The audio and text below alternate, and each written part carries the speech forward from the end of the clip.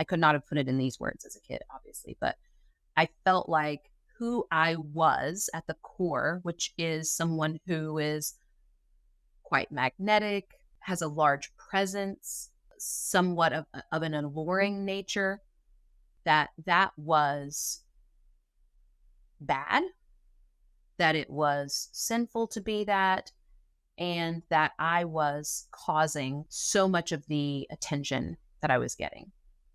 And so I've always had this really interesting friction in my being that shows up in lots of different ways. Even to this day, I haven't like got rid of it, but I have this way of being that I actually prefer to recharge, be by myself. My husband calls it like I go into my cave. I really love that alone time, right? But then things happen and it's like I'm called out of my hiding all the time because part of my destiny, part of my calling in this life is to be visible, is to be seen, is to lead, is to teach, is to be big.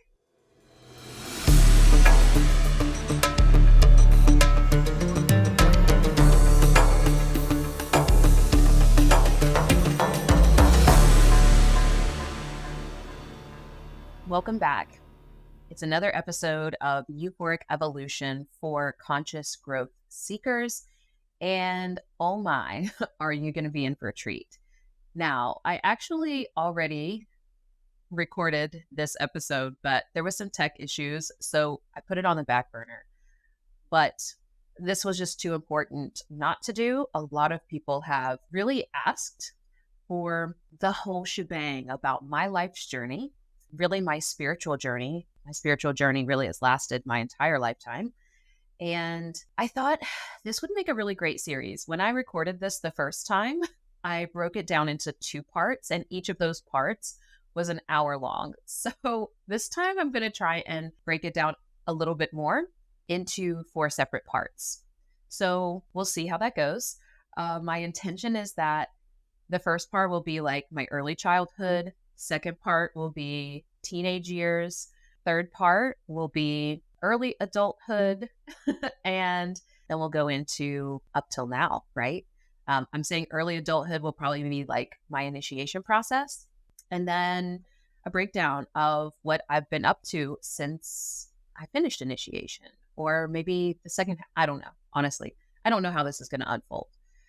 But before we get started with my journey, I want to talk a little bit about why I'm doing this, why I think it matters, why in some ways I don't think it matters. It matters because I know that in this day and age, having the full picture, really knowing where someone comes from is extremely important. And I know that by sharing my story, number one, many of you will possibly not feel alone, will hopefully not think that you're crazy. But also by sharing my story, I know that I am completely putting myself out there in a way where like there's going to be some people who listen to this, watch this, who are like, this is a crazy person. And if that's the case, you are welcome to think that. I am consistently entertaining like, hey, could you potentially just be a crazy person? And I think that that's actually healthy. I think that it's healthy to continuously question yourself and be open to possibilities that we're human, that you are crazy, that you are quote unquote crazy. My perspective on craziness in general is quite different, but maybe that's a conversation for another time. I think this world that we live in, most of what we think is normal is quite crazy in that it is contrary to how human beings really thrive. Again, that's for another day. So I also have a few questions from some people on the Instagrams, and I hope that this is able to answer some of those. I'm going to do as well trigger warning on these episodes because my spiritual journey has not been an easy journey, and there is a lot that could potentially be triggering. So buckle up for that, or it's okay to tune into maybe another episode if you are not prepared for that at this moment in your life. That's okay. So let's start at the very beginning of my life, which actually is before my birth. It's funny, my mom will be the one editing these episodes. So, it really all begins with her. My life in her womb, right? And even before my birth, my mother was having dreams about who I was coming to be in this world. Asterisks on this, I realize that a lot of this is probably going to sound quite arrogant, but it is what it is anyway. So, mom having dreams before I come into this world, I would say that she's probably a pretty active prophetic dreamer to a certain extent, but wasn't really in an environment that nurtured that aspect. So, anyways, I came into this life on February 22nd, 1989. I'm a life path 33 for anyone who understands and is like really into numerology. Let's get a little bit into astrology. I'm a Pisces sun, Virgo moon, and Leo rising, right? I feel like you can just look and see this like mane, and it's giving very much Leo rising, right? Oh, you all are listening. Well, if you're watching this on YouTube, you can see. Anyway. Oh, I come into this world February 22nd. And at the time, my mom was 16. So I was born to a single teen mom in a small town in West Virginia. That was really where a lot of my upbringing happened, although I did spend some pockets of time in other places. I'll talk a little bit more about that. But from a really young age, I had some unique ways about me. I came into this life remembering at least one other time that I was here in ancient Egypt. That'll be important later. Being very little, I remember telling my mom how to mummify my body if I were to die. And that's just kind of odd for kids to say, but I guess kids are odd anyway. From a really young age, I had an obsession with ancient Egypt, especially with ancient Egypt mythology. And even as a little girl, I thought I was going to be an archaeologist. Like, I really thought that's what I was going to do. I'm glad I didn't go down that right round. I'd probably be like so bored. Anyways, little girl, kind of odd. I've always been, very obsessed with learning, with education, with trying to understand why the world is the way that it is, even as a child. And I also remember being really young, and my first interactions with spirit were animal spirits. So I remember we moved into a house where there were a lot of, what's it called? Taxidermy? Yeah. The owner of the house, the landlord of the house, had a lot of taxidermy. And I remember seeing the spirits of some of these animals that had been in the house running around out the corner of my eye. And I remember, because I was kind of an analytical kid, talking myself out of believing that they were real. And so I didn't take that seriously, really, until I was a bit older in my teenage years. Now, as a kid, I also experienced an environment of lack because, again, I grew up with my mom being a single teen mom. I grew up going to church. I grew up in the church.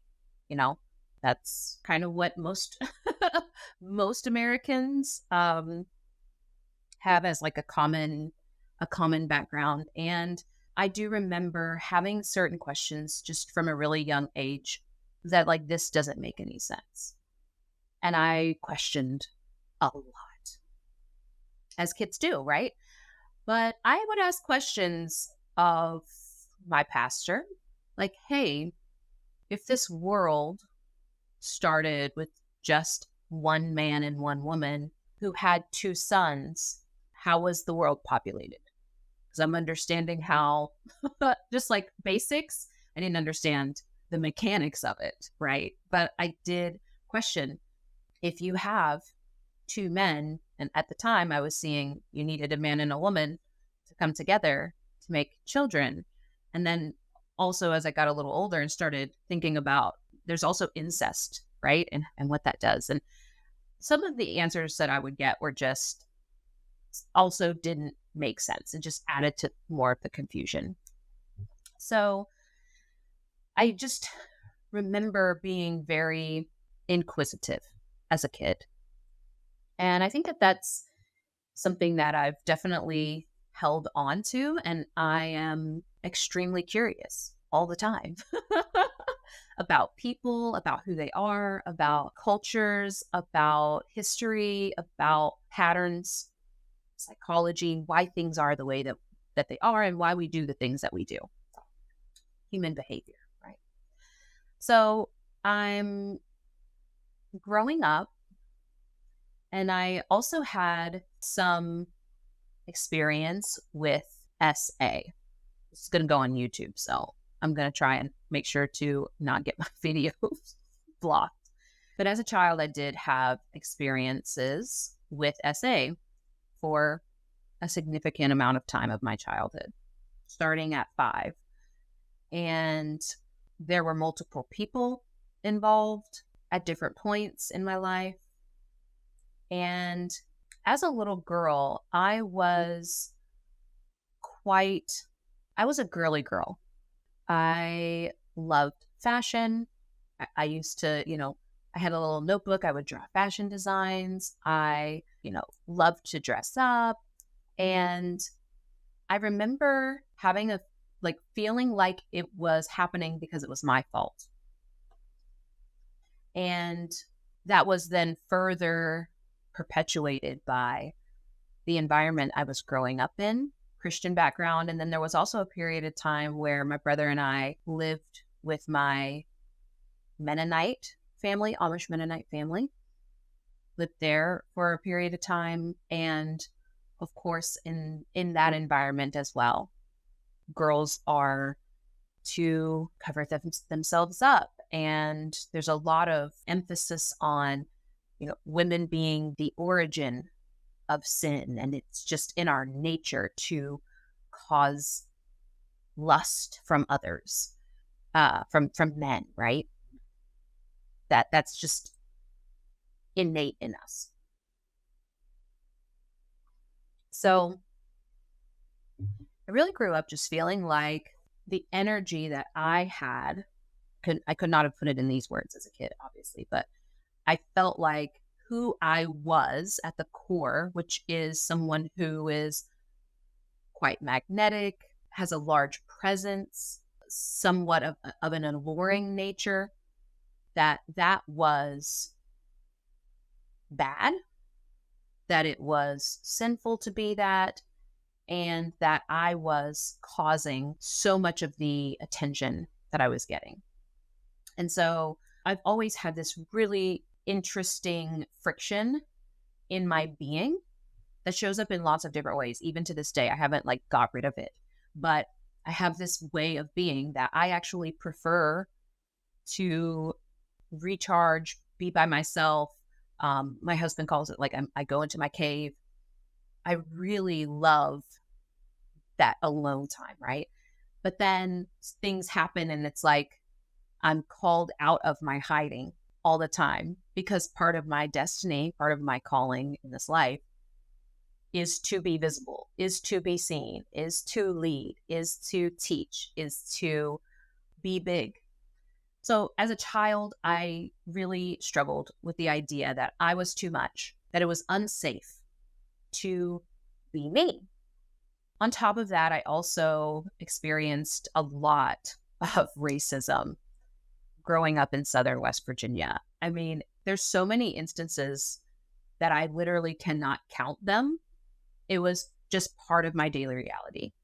So on top of that fear of being too much, that fear of being seen, that fear of attracting attention, I also had this added layer due to my race, due to the experiences I was having because of my race and the environment that I was in. I also felt like it wasn't safe to be me. and that I needed to make myself as friendly as possible, as non-intimidating, because I do have a way of being that can be challenging, can be direct, can be sharp, can be unemotional. And any of you who are, uh, if you are a woman of color, you get what I'm saying. You understand what this means, right? Also, if you're a Black man, you experience this because it's just this perception that our nature is scary and intimidating. So I developed what I now call like this girl next door personality. And I carried that with me for quite a while. I didn't really start shedding that until my initiation process and even in more recent years. So, my spiritual journey really started taking off in my preteen years. Around 12 years old, I had a friend whose mother was Wiccan, and my friend, gifted me my very first tarot deck.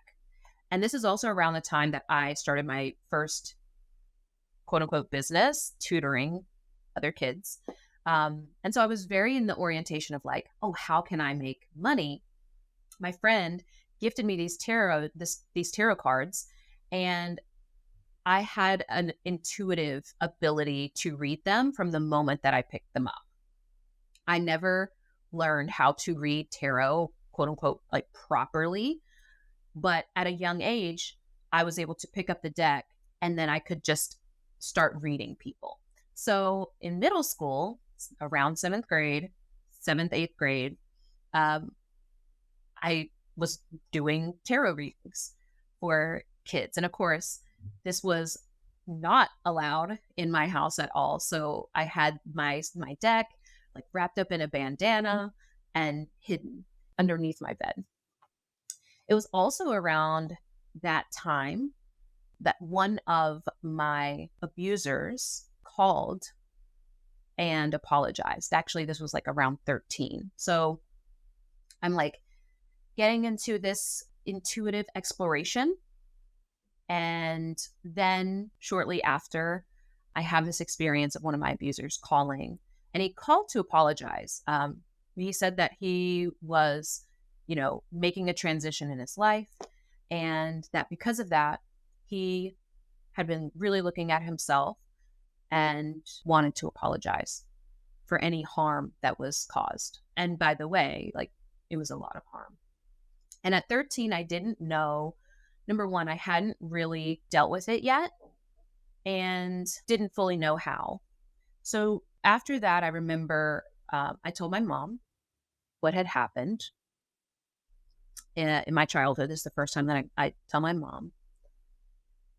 And I started asking a lot of different questions after that. After I kind of moved through my own anger, because I had a lot of anger,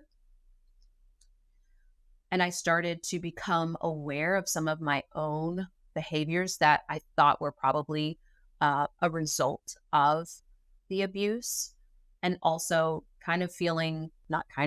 like being abandoned by my father. My father lived like 20 minutes away, and yet I only saw him like 2 times as a kid.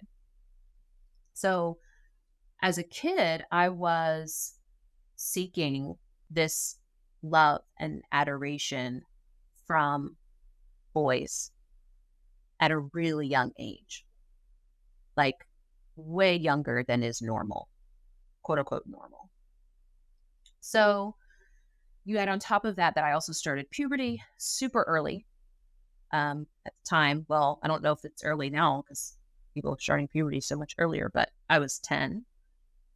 So I started, number one, at that time, really examining my own behaviors, looking at the root cause of where that was coming from. I realized, I didn't say it in this word, but now looking back on it, I was like, I became hypersexual as a result of that. Then I started researching, like I started getting books and really studying more about it, and looked at, okay, actually, it's not uncommon for that to happen. women can, or really anyone can, go either hypo, meaning they like completely shut down that aspect of themselves, or hyper. And I realized there was just a lot that I had to navigate with that. And maybe some other time I can talk more about how I navigated that. But I do want to keep this connected mostly with my spiritual journey, because this, like 13 is really where 12, 13 is where I really start connecting with my spiritual abilities and my spiritual gifts. So in my own exploration of myself and my own behaviors, I started questioning where he got his behaviors from. What was the root of him expressing himself in a way that was so damaging to me? And that led me to looking at societal circumstances. It led me to looking at family patterns, community patterns, and on and on and on. And for a time, that really was my curiosity, especially when I started learning that it's rampant, that SA is like rampant in our world. And when we suppress a vital aspect of ourselves and we don't know how to navigate it from a healthy place, and we perceive it as the evil part of us, we have this potential within us to wreak havoc.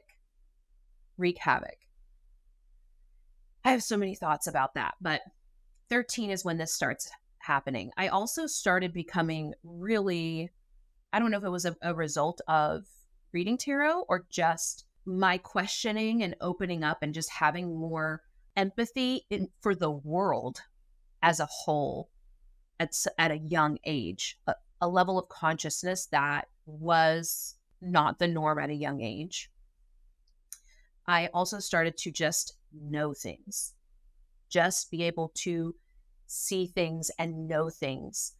And at first, when I started reading tarot, I thought it was like the tarot deck, but I've had so many teachings and readings and my own interaction with my ancestors and spirits that have showed me and told me that it had nothing to do with the deck, that it was me.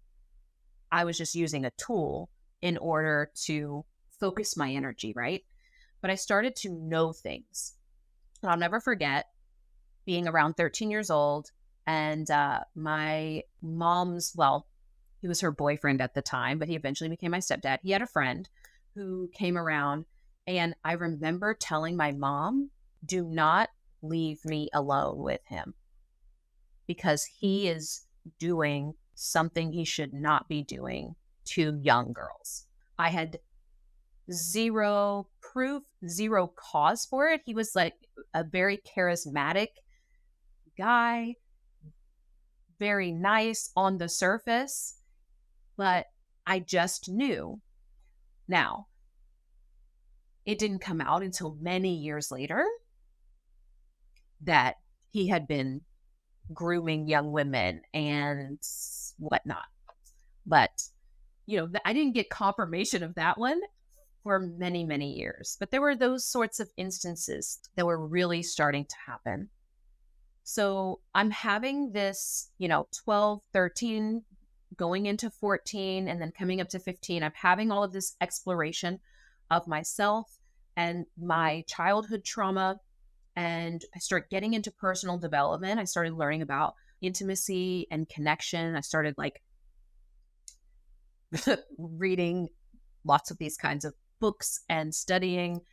And this was also around the time, around 15, that I decided, you know what, I think I need to really start to pay attention to, in a more conscious way, the decisions that I'm making. That didn't mean that I stopped making those decisions, because I was still a teenager and I was doing things that I should not have been doing. But things really shifted for me around 15. And I'm going to stop the episode here so that I can talk a little bit more about, on the next episode, I'll talk about my best friend, Christy, And at 15, like the moment that changed my life completely, one of the hardest things that I've been through. So stay tuned for that, and I'll see you on the next episode.